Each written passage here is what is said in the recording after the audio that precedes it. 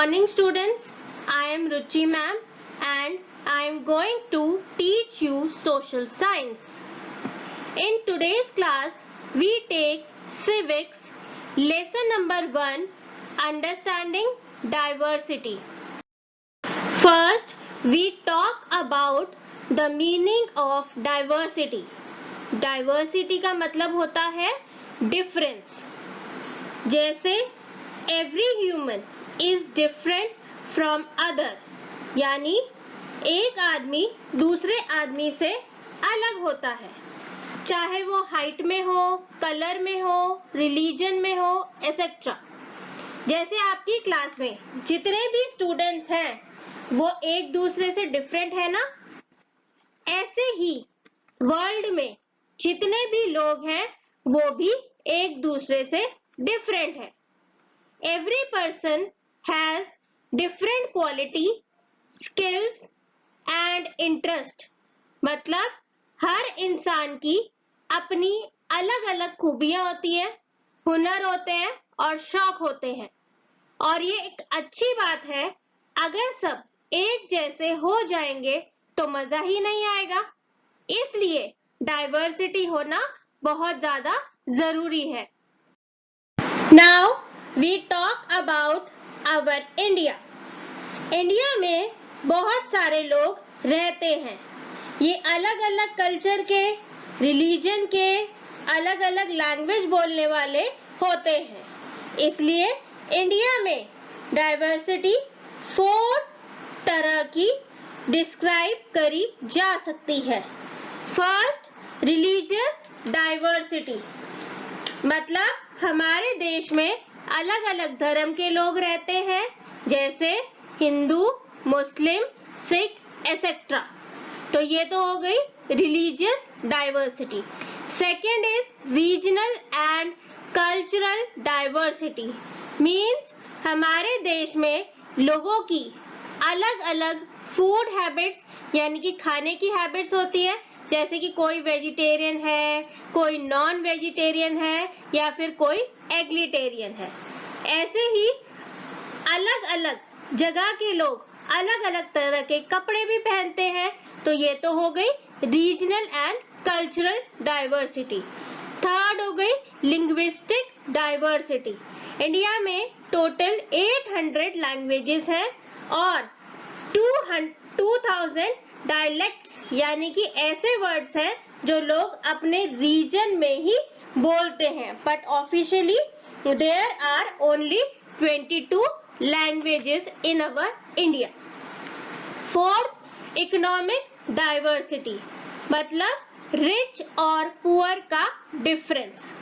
आपको पता है कि वेल्थ यानी कि मनी अनइवनली डिस्ट्रीब्यूटेड है, यानी किसी के पास ज्यादा और किसी के पास कम है। जैसे अब आप लॉकडाउन में देख रहे हो ना कि कैसे पुअर पीपल परेशान हो रहे हैं।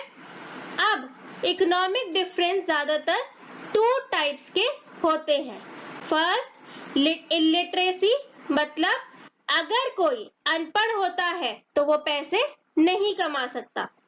सेकेंड, अनएम्प्लॉयमेंट, मतलब जब सब कुछ होते हुए भी आपको नौकरी नहीं मिलती है और आप पैसे नहीं कमा सकते हो।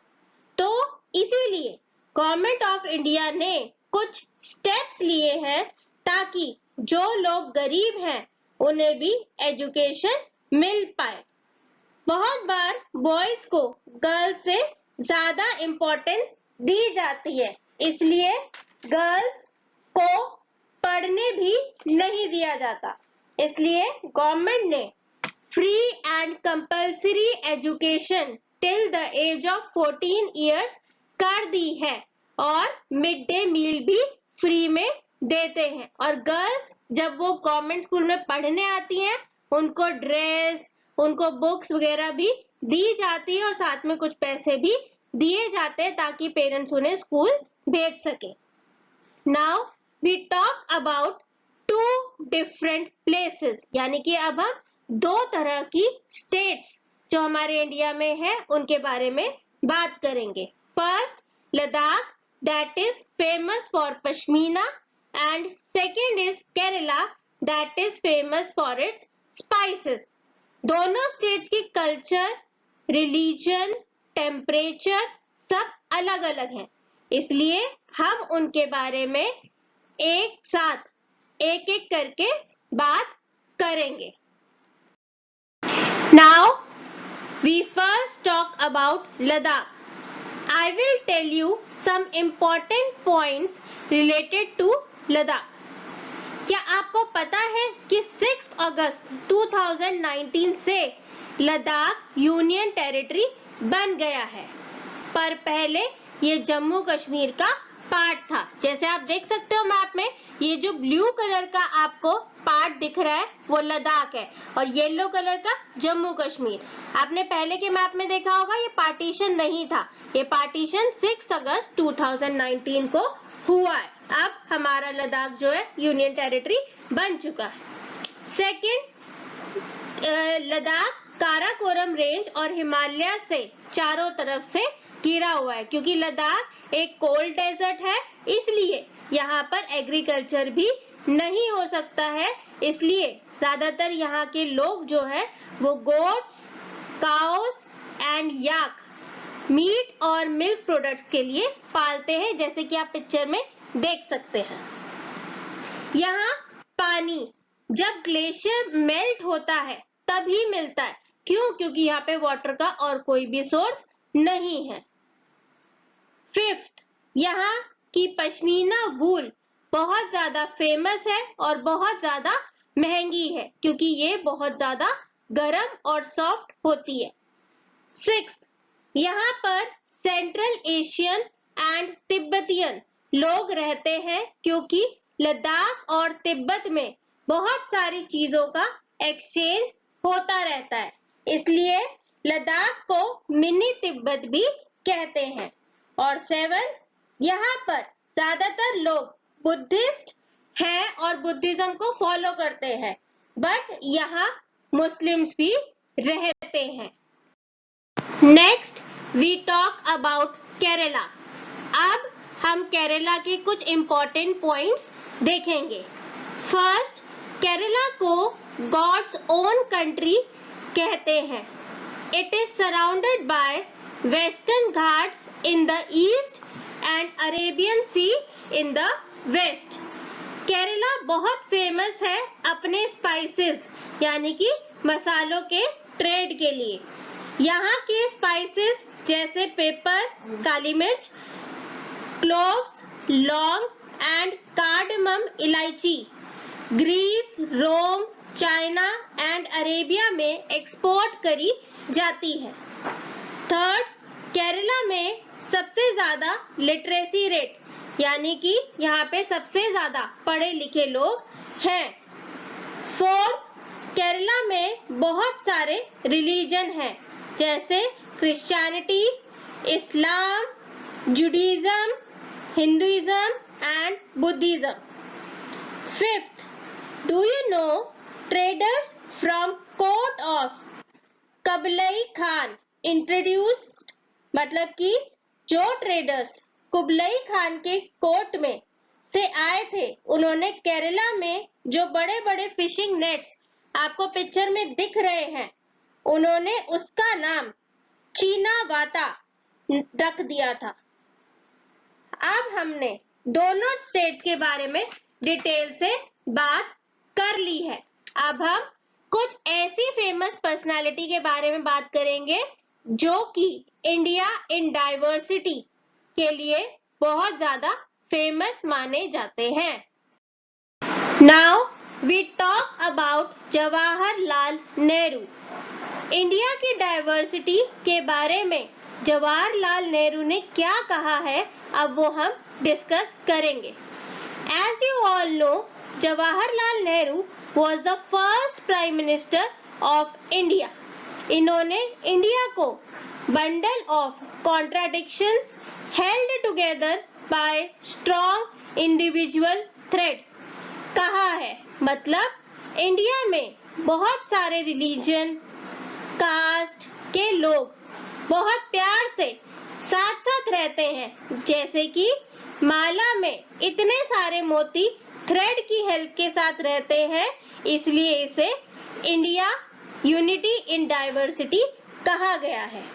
जवाहरलाल नेहरू कहते हैं कि डाइवर्सिटी यानी डिफरेंस जो लोगों में है वो इंडिया को स्ट्रॉन्ग नेशन बनाने में हेल्प करता है।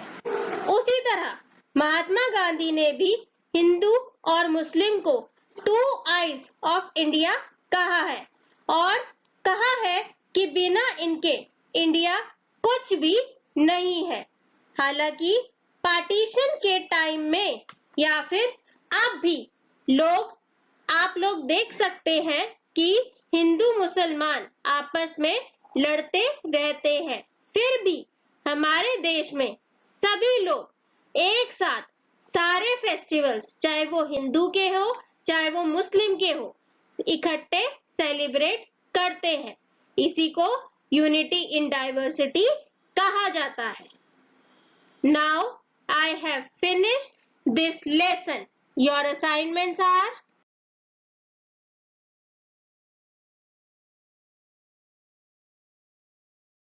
Your first assignment is tick the correct option. Your second assignment is fill in the blanks. Third assignment is short answer type questions. First, define diversity. Second, what is meant by linguistic diversity? Third, do the festivals of India have something in common? If yes, specify what is it. Fourth, what do you mean by unity in diversity? Fifth, what do you understand by the term culture?